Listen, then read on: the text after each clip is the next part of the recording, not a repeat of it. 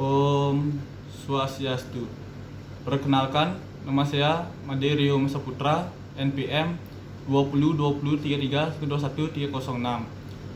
Yang terhormat, dosen Ibu I Gusti Ayu Atina Wulandari, SEMSI. Di sini saya akan menjelaskan tentang siklus ekonomi Indonesia. Yang pertama, siklus ekonomi menurut para ahli, yaitu Kusnendi, yaitu fluktuasi pertumbuhan ekonomi di sekitar trennya yang meliputi masa depresi, recovery, boom, dan resesi. Yang kedua ada Januar SEMM, yaitu pasang surutnya kegiatan ekonomi di sekitar tren setelah dilakukan penyesuaian musiman. Yang kedua, saya akan menjelaskan tentang tahapan siklus ekonomi. Yang pertama, kemakmuran. Tahap kemakmuran ini mempresentasikan puncak siklus, di mana perekonomian suatu negara sedang dalam kondisi yang baik. Yang kedua, kemerosotan. Dari tahap kemakmuran atau puncak siklus, kondisi ekonomi beranjak ke tahap kemerosotan yang ditandai dengan terjadinya resesi ekonomi. Perekonomian suatu negara dikatakan berada di dalam tahap resesi apabila nilai PDB mengalami penurunan atau nilai pertumbuhan ekonomi real negatif selama 2 kuartal atau lebih dalam periode 1 tahun. Selanjutnya yang ketiga, palung perekonomian. Palung perekonomian dapat dimaknai sebagai kondisi resesi yang lebih parah dan mengarah pada depresi ekonomi.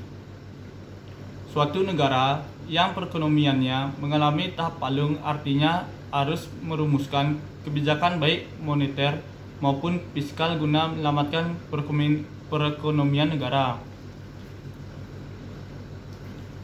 Yang terakhir, tahapan pemulihan. Pada tahap pemulihan, geliat perekonomian kembali dapat dirasakan, berangsur secara perlahan namun pasti. Tingkat permintaan masyarakat akan barang dan jasa mulai naik.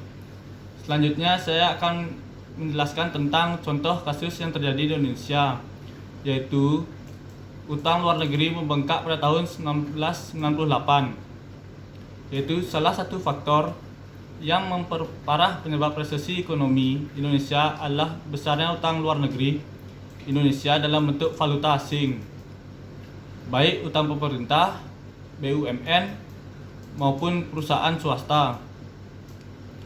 Dari total uang luar negeri per Maret 1998 yang mencapai 138 miliar dolar AS dollar, sekitar 72,5 miliar dolar AS dollar adalah utang swasta yang 2/3-nya jangka pendek, di mana sekitar 20 miliar dolar US dollar akan jatuh tempo pada tahun 1998. Baik, sekian dari presentasi saya. Jika ada salah kata, saya mohon maaf. Saya tutup dengan Promo Santi. Om Santi Santi Santi Om.